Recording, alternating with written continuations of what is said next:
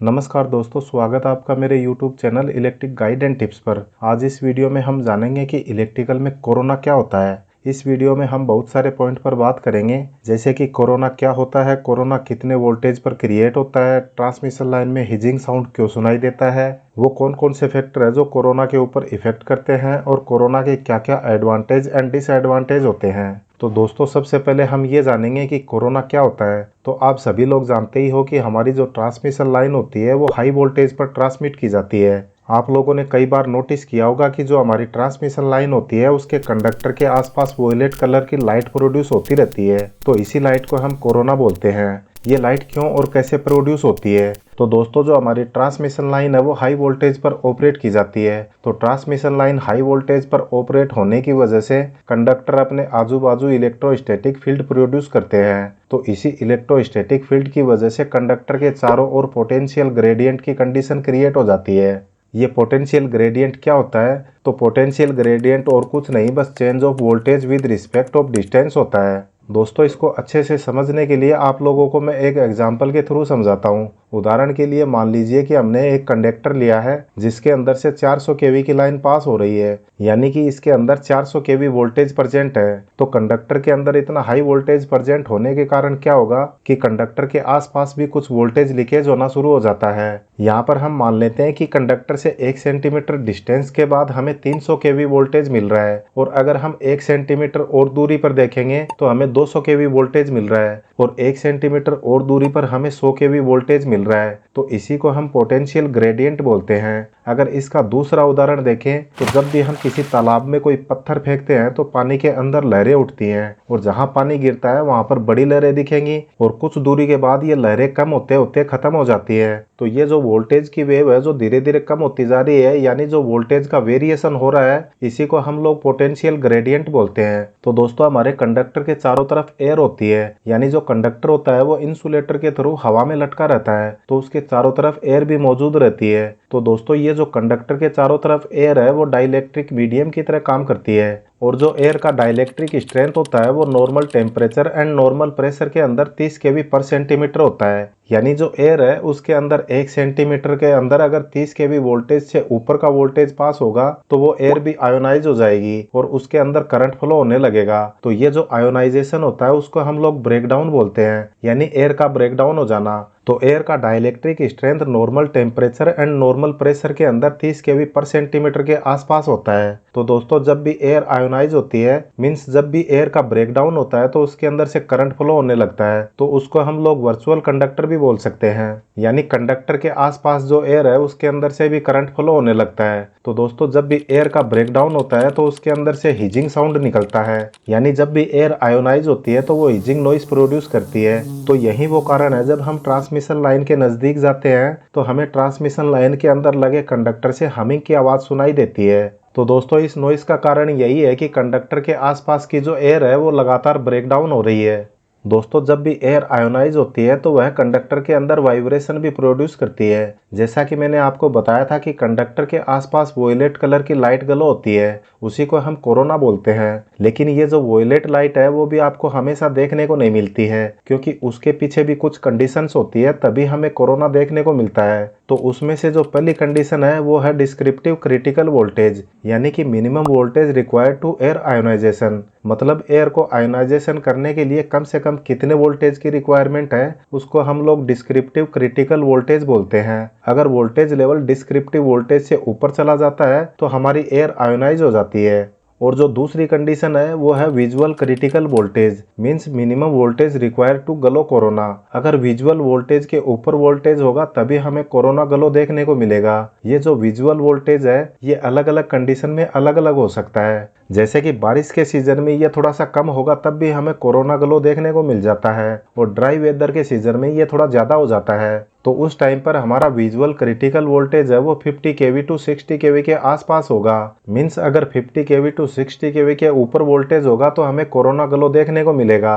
तो दोस्तों, जब भी एयर का आयोनाइजेशन बहुत ज्यादा होता है तो उस एयर के अंदर से भी बहुत ज्यादा करंट फ्लो होने लगता है। तो इस ज्यादा करंट फ्लो होने की वजह से आपको डार्क वॉयलेट कलर की लाइट देखने को मिलती है। तो दोस्तों, इसी डार्क वॉयलेट कलर की लाइट को हम लोग कोरोना बोलते हैं। यहाँ पर ये जो लाइट प्रोड्यूस हो रही है ये भी हमारी ट्रांसमिशन लाइन के अंदर एक टाइप का लॉस है और इसी को हम लोग कोरोना लॉस बोलते हैं। यह फॉग और बारिश के सीजन में बहुत ज़्यादा बढ़ जाता है। दोस्तों अब हम देख लेते हैं कि कौन कौन से फैक्टर इफेक्ट करते हैं कोरोना के ऊपर। तो इसमें से जो पहला पॉइंट है वो है एटमॉस्फेरिक कंडीशन। तो दोस्तों कोहरे और बारिश के टाइम पर सबसे ज़्यादा कोरोना होता है क्योंकि उस टाइम पर एयर के अंदर वाटर के मॉलिक्यूल प्रेजेंट रहते हैं, तो उसकी वजह से आसपास की एयर का विजुअल क्रिटिकल वोल्टेज कम हो जाता है और इसकी वजह से नमी के मौसम में कोरोना लॉस सबसे ज़्यादा देखने को मिलता है। और नॉर्मल या ड्राई कंडीशन में कोरोना लॉस बहुत कम देखने को मिलेगा।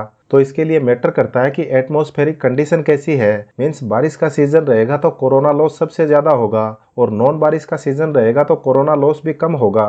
इसके बाद हमारा जो सेकेंड पॉइंट है वो है लाइन वोल्टेज, यानी हमारी जो ट्रांसमिशन लाइन का वोल्टेज होता है अगर वो वोल्टेज ज़्यादा होगा तो उसकी वजह से इलेक्ट्रोस्टैटिक फील्ड है वो भी ज़्यादा बनेगी। अगर इलेक्ट्रोस्टैटिक फील्ड ज़्यादा बनेगी तो एयर का आयोनाइजेशन भी बहुत ज़्यादा होगा, उसकी वजह से हमारा कोरोना लॉस भी बहुत ज़्यादा होगा।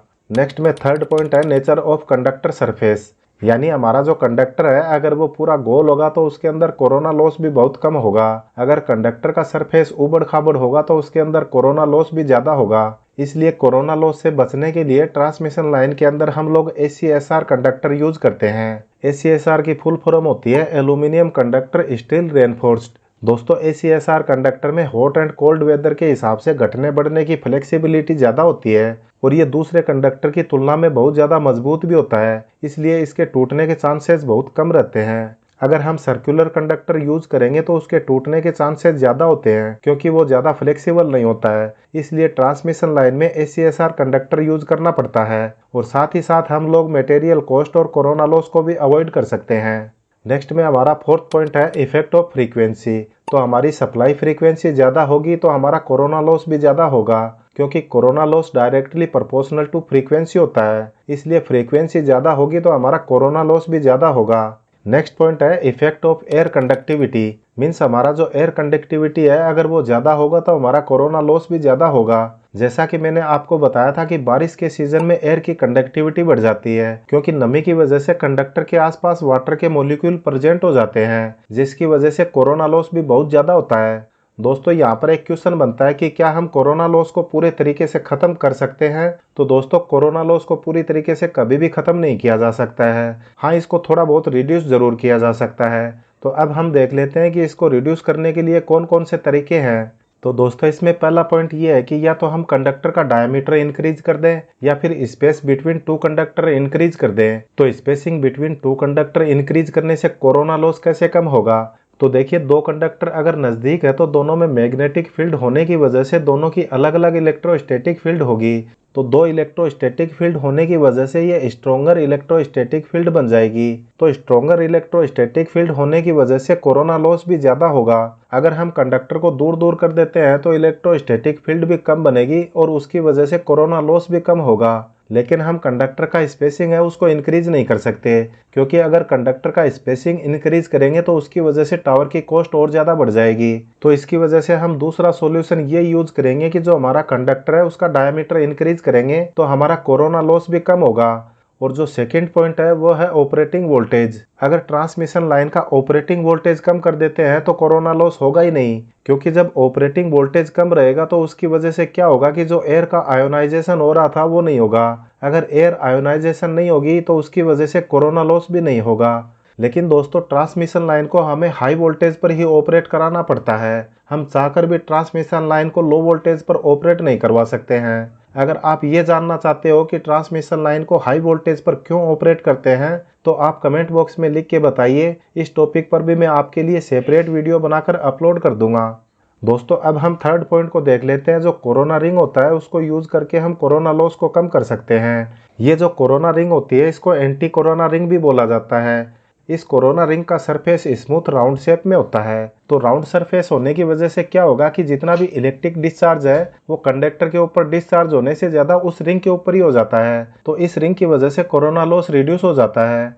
नेक्स्ट में हम फोर्थ एंड लास्ट पॉइंट देख लेते हैं। तो दोस्तों जो बंडल कंडक्टर होते हैं उनको यूज करके हम कोरोना लॉस को कम कर सकते हैं। और आपने भी कई बार देखा होगा कि जितनी ज़्यादा हाई टेंशन की पावर लाइन होती है वहाँ पर हम बंडल कंडक्टर यूज करते हैं। यह बंडल कंडक्टर 2 कंडक्टर का पेयर हो सकता है, 3 कंडक्टर का हो सकता है या फिर 4 कंडक्टर का भी हो सकता है। यानी जितनी ज़्यादा केवी की लाइन होगी उतने ही ज़्यादा बंडल ऑफ कंडक्टर का यूज किया जाता है। अब सबसे लास्ट में हम देख लेते हैं एडवांटेज ऑफ कोरोना।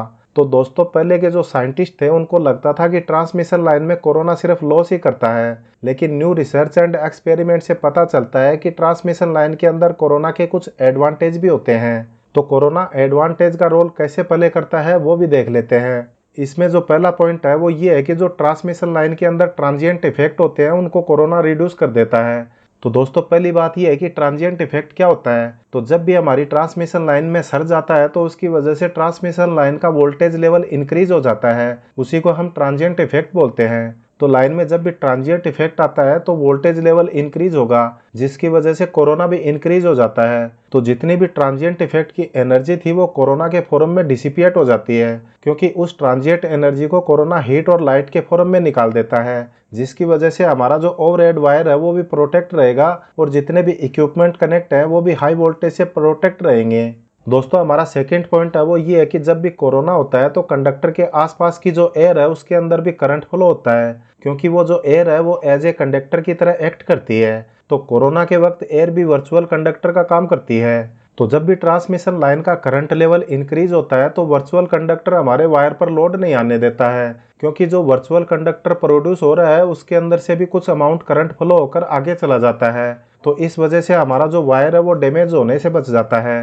दोस्तों अब हम देख लेते हैं कि कोरोना का डिसएडवांटेज क्या है। तो जब भी कोरोना क्रिएट होता है तो उसकी वजह से पावर लॉस होने लगता है, और पावर लॉस की वजह से ट्रांसमिशन लाइन की एफिशिएंसी रिड्यूस हो जाती है। और जो सेकंड पॉइंट है वो ये है कि जब भी कोरोना क्रिएट होता है तो वो अपने आसपास में ओजोन गैस प्रोड्यूस करता है। फिर ये ओजोन गैस एसिड प्रोड्यूस करती है और ये एसिड कंडक्टर के ऊपर जमने लगता है, जिसकी वजह से कंडक्टर के अंदर कोरोजन होना शुरू हो जाता है, यानी कि कंडक्टर में जंग लगना शुरू हो जाता है, जिसकी वजह से कंडक्टर की लाइफ भी धीरे धीरे कम हो जाती है। दोस्तों हमारा जो थर्ड पॉइंट है वो ये है कि कोरोना जब भी होता है तो वो थर्ड हार्मोनिक प्रोड्यूस करता है। तो थर्ड हार्मोनिक प्रोड्यूस होने की वजह से सिस्टम की स्टेबिलिटी और सिग्नल डिस्टर्ब होने लगते हैं, यानी कि ट्रांसमिशन लाइन के थ्रू जितने भी रेडियो सिग्नल एक सब स्टेशन से दूसरे सब स्टेशन तक ट्रांसमिट हो रहे होते हैं उनको भी कोरोना डिस्टर्ब करता है, जिसकी वजह से सब स्टेशन में लगे PLC means power line communication में प्रॉब्लम क्रिएट होती है। दोस्तों आपको ये सुन के बड़ा अजीब लग रहा होगा कि ट्रांसमिशन लाइन से भला रेडियो सिग्नल कैसे ट्रांसमिट हो सकते हैं। तो हर सब स्टेशन में ऐसा ही किया जाता है। ट्रांसमिशन लाइन से कम्युनिकेशन सिग्नल कैसे ट्रांसमिट किए जाते हैं, अगर आपको इस सब्जेक्ट पर वीडियो चाहिए तो आप कमेंट बॉक्स में लिख के बताइए। इस सब्जेक्ट पर भी मैं एक सेपरेट वीडियो बनाकर अपलोड कर दूंगा। तो दोस्तों आज की वीडियो में आप कोरोना इफेक्ट को अच्छे से समझ गए होंगे। अगर आपको वीडियो में बताई जानकारी अच्छी लगी तो वीडियो को लाइक और चैनल को सब्सक्राइब करना बिल्कुल ना भूलें। फिर मिलते हैं नेक्स्ट वीडियो में। Thanks for watching this video.